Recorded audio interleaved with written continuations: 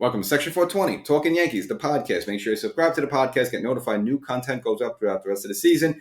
Be with the in-crowd, the cool kids, stay up to date. The only way you can do that is by subscribing to this podcast, Section 420, Talkin Yankees. So the Yankees, after settling for a 2-2 split up at Fenway Park, figure, all right, if there's a team that you want to face to kind of get back into winning ways, what better team than the Cincinnati Reds? 22 games under 500 at 33-55 coming in, and you have your ace Garrett Cole on the mound in your own ballpark. And Garrett Cole did everything possibly good for the Yankees in this game. Gave the Yankees 7 shutout innings, 11 strikeouts, only surrendering 4 hits, and actually dialing up 101 miles per hour on his final pitch of the game. Now, the Yankees gained a lead early on thanks to Anthony Rizzo, a 2 RBI single in the bottom of the first, scoring LeMahieu and Gleyber Torres. And then later on in the game, Josh Donaldson would have added an RBI hit as well, giving the Yankees a 3-0 lead in the ninth inning. And at this point, the Yankees this season had been 49-0, again, 49-0 after leading after eight innings. So with Clay Holmes on the mound, the all-star, you would like your chance in this situation. But for whatever reason, the baseball gods disaligned it for this to be the game where Clay Holmes was absolutely terrible, had absolutely nothing, no control whatsoever, giving up a hit, a walk, a hit batsman, hit another batter, 2 batters this inning, Kyle Farmer with the bases loaded, which actually would bring in a run. So in the 5 batters he faced, Clay Holmes could not record even 1 out, had to bring on Waldy Peralta on the mound to relieve him. Now, Peralta almost got out of the jam, but unfortunately, Jonathan Single was able to take Peralta up the middle for a 2 RBI hit. And at the point, the Yankees were up 3-2 at that point, but that hit now made it a 3-2 lead, now to a 4-3 deficit, and no Yankee comeback magic in the bottom of the ninth inning. And the Reds shockingly shocked the Yankees by taking the first game and coming back by putting 4 runs in the top of the ninth inning. Again, a shocking loss for the New York Yankees. And then at this point, it was the second time this season the Yankees had lost 3 games in a row. But you figure, all right, they'll bounce back in game 2 with Severino on the mound. Unfortunately, now the Yankees would win this game. Good news, bad news. Severino would end up having to take himself out. So I'll set up for you. Was down already 1-0 in the second inning. Ends up giving 3 consecutive home runs to Kyle Farmer, Moustakas Fairchild. So obviously something was not right there. Was able to get out of the second inning, but now down 4-0. Now he did come out in the third inning to throw up some warm-up throws there, but he signaled to the catcher and something wasn't right with him. So he basically took himself out of the game. So, out of nowhere, they lost Severino. They're down 4-0. You lost 3 games in a row now. So for the Yankees, a little bit of a low point here. So J.P. Sears had to come on for the Yankees in relief of Severino. Now, bottom of that third inning, the Yankees kind of flipped the switch, so they're already down 4-0. Now, there were 2 runners on, there were 2 out. So Rizzo hits a chopper, not fielded cleanly. They get a break there, which puts the runners on. And then with the bases loaded, Torres able to bring in 2 RBI single to left field. Donaldson walked after that to load the bases again. And then IKF hits a liner to left field, doesn't go over the wall, but hits the wall, clears the bags. So the Yankees went into that inning down 4-0, end up putting up a 5 spot and have a 5-4 lead. So you like the fact that the Yankees were able to, on a drop of a dime, flip the switch and score 5 runs like that and give themselves a 5-4 lead. But unfortunately, Sears, who was good in this game and has been good for the Yankees so far this season, did call for up the lead in the 5th inning, thanks to a double by Joey Votto there. Scored India, moving Drury to third. And then on Stevenson on a sac fly would score Drury from third base and then give Cincinnati a 6-5 lead there. But a few innings later, bottom of the 8th inning, Giancarlo Stanton hits an opposite field home run to right field. That ties the game 6-6. And now we have a whole new ball game going to extra innings. And, again, a little good, a little bad here, to take away from this. And I'll kind of get into that in a moment. Top of the 9th inning, because now it involves the ghost runners there. You have Joey Votto on second base. Now Stevenson gets a single. Doesn't score Votto. Votto, again, first baseman, not the speediest person in the world. And, of course, the single, not enough to score him. So at this point now you have runners on first and third there with nobody out. And you figure this is a situation where Cincinnati's going to go ahead. Now Michael King's on the mound, and he does exactly what the doctor ordered. That gets the strikeout, follows up by a double play, line ground ball to Donaldson at third. He's able to turn it around, and the Yankees get out of a huge jam there and walk away still with the game tied 6-6. Now, in the bottom of the inning, Cincinnati brings out Alexis Diaz, the brother of Mets closer Edward Diaz. A little interesting there. Now, the Yankees had the ghost runner there was LeMahieu because he made the last out in the 9th inning. Now, Diaz starts out strong, striking out Judge. They decide to walk Rizzo to set up a double play. Now that ends up biting them in the backside because Diaz uncorks a wild pitch to move the runners up to second and third. And then another wild pitch, so like 2 consecutive wild pitches. LeMahieu was able to score from third base, and the Yankees have a walk-off win. And it was actually LeMahieu's 34th birthday, so happy birthday to himself. Scores the winning run, and the Yankees, with a sigh of relief because they hadn't lost 4 games in a row the entire season, win the game in extra innings 7-6. But you don't like the fact that, yeah, you won the game, but the fact they lost Severino, and he actually had to be put on the injured reserve list. I'll get into that afterwards. But the fact that you needed the worst team in baseball, one of the worst teams in baseball at least, the Cincinnati Reds, to hand this game over to you. Again, 2 wild pitches for the Yankees to win this game. So it's just tough to kind of look at that a little bit, that, again, the Yankees were absolutely gifted this game.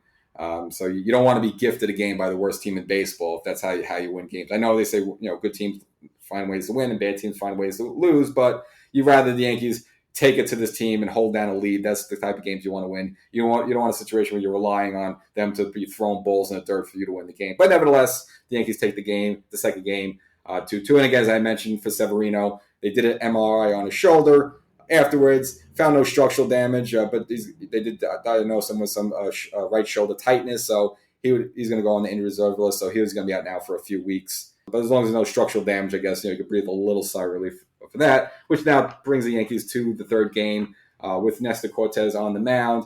And Nestor Cortes, been sputtering a little bit. Would be nice to see him have a good start. And that would be about the only good news you would take away from this third game. Nestor Cortes giving the Yankees 7 innings, only giving up 1 earned run with 4 strikeouts. But this game, really came down to the bullpen. Was tied 1-1 in the top of the 8th inning. Now, before the game, the Yankees actually moved J.P. Sears, who had pitched the game before in relief of Severino, back down to the minors and recalled John Loizaga from the injured reserve list. Again, he's been out for a while. And, last season and early part of the season, he's been one of the strong arms, one of the good arms in the Yankee bullpen. And unfortunately, this game, his first game back, didn't have anything, was only able to get 2 outs and ended up giving up 3 earned runs. So thanks to a single by India, who's really peppered the Yankees as a tie game, and Drury. Votto would later drive in India, and then Kyle Farmer would add an RBI as well. And now the Yankees were down on the whole 4-1. And actually, Albert Abreu had to come on in the 8th inning to relieve Loizaga, saying Loizaga couldn't even get out of the 8th inning. Now Judge, has been slumping a little bit lately. Gets into one, hits a home run. I was not say center field, maybe right center, so it goes a little opposite field there. Pulls the Yankees within 4-2, and then after a Carpenter walk, Gleyber Torres gets into the home run frenzy. Hits a 2-run home run. So now the Yankees, kind of similar like the game before, kind of just flipped a switch and dropped 5 runs there in the bottom of the 3rd inning. In this bottom of the 8th, kind of flip a switch, score 3 runs of their own, and now the game is tied 4-4. Now Donaldson was grazed by a pitch by Hunter Strickland. Kind of grazed his hand there to load the bases. And DJ LeMahieu that had an opportunity with the bags juice. Now it was 2 outs, but still a bag juice there to put the Yankees ahead big time. Unfortunately, Strickland blows the ball right down the middle, right by DJ. And so the Yankees have to settle for the 4-4 tie. But again, going into the inning, the Yankees were down 4-1, so you would certainly take the 4-4 tie. Now, a little interesting fireworks in the top of the 9th inning. As mentioned before, that Donaldson was grazed and hit by Hunter Strickland. So the first batter that Albert Abreu faces, Nick Senzel, actually, Abreu drills him right in the left hip. I guess a little retaliation there. The benches didn't clear. Fortunately, no fights, nothing crazy there, but definitely Abreu got a little revenge for Donaldson, so you'd like to see that. But again, this game again came down 2 extra innings, and with the ghost runner on, the Yankees had Lucas Luckey on the mound, which you figured the lefty on lefty Votto. Unfortunately, Votto won that battle. Ground rule double off of Luckey. Drury obviously able to score easily. Gave the Cincinnati Reds the go-ahead in the 8th inning, 5-4. And then RBIs added on by Stevenson and Solano. Gave Cincinnati commanding 7-4 lead at that point. Now, the Yankees, as always come back, always make it interesting. So even in their losses, that's what you kind of like. They always kind of fight back most of the times. With the ghost runner Stanton on, Matt Carpenter, and having a Roy Hobbs natural type of season, hits a 2-run home run, pulls the Yankees within 7-6. And you figure, all right, we got a little comeback magic here. Now, Trevino with Gallo on had a fielder's choice to shortstop hole, so they were able to get Gallo out of second, but they weren't able to turn the double play. So Trevino on first base there IKF, as always, smooth as silk, in extra innings when you need a single, no matter what the situation, he always comes through, hits a single up the middle. So put 2 runners on. So we have Trevino at second, the tying run, IKF at first base with DJ LeMahieu up at the plate. Mr. Happy Birthday Boy, who scored the winning run the night before on the wild pitch, struck out in a big situation in the 8th inning. In the bottom of the 8th, could have put the Yankees ahead, given another opportunity here in the 10th. Hit a line drive to center field. Now, for a second, it looked like it might dunk in, but unfortunately, it was right to the center fielder. And then that was the end of the possible Yankee comeback. And now the Yankees dropped the 3rd game, lose now 2 out of 3 to the lowly Cincinnati Reds. Kind of embarrassing there. And, just kind of a sloppy situation. Again, sloppy pitching by Jonathan Loizaga in the 3rd game. Of course, sloppy pitching by both Clay Holmes. I wouldn't blame Peralta too much, but definitely Clay Holmes in the 1st game there. So, again, the Yankees uncharacteristically blowing leads in 2 of these games. And for Cincinnati, I guess, this is definitely their highlight of the 2022 season. That's probably it for them. Them winning 2 out of 3 games against the Yankees, the best team in baseball, is probably their highlight. So the Yankees, unfortunately, got to lick their wounds on this one. Now, I got to blame Boom a little bit. I've been blaming him a little bit for different situations. I know Jonathan Loizaga was due off the IL, but, do you have to put him into a high-pressure situation right away in his 1st game back? Again, in the 8th inning in a tied 1-1 game, I know that's his role. That's what he's supposed to do, and that's why he's here for. But you may want to ease him in a little bit. You could have put someone else there a little bit. I know he's been working his way back, but still, it's the major leagues. I know he's a professional, but your 1st game back, you put him in a high-leverage situation like that.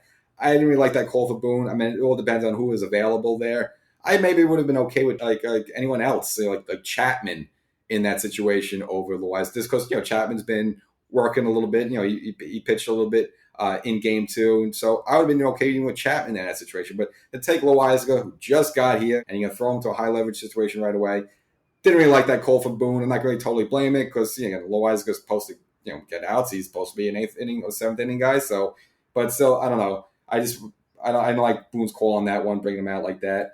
But the only good news now from this is that Boston during this whole time was actually down in Tampa, and they didn't do much better. They got smacked around by the Tampa Bay Rays, and actually Tampa leapfrogged them now. So now Tampa is in 2nd place in the AL East, but Boston now does come to town to face the Yankees, and so the Yankees got an opportunity to kind of maybe take it to them a little bit just from the way they lost those final 2 games up at Fenway. Again, Boston coming in 4 games over 500, 47-43.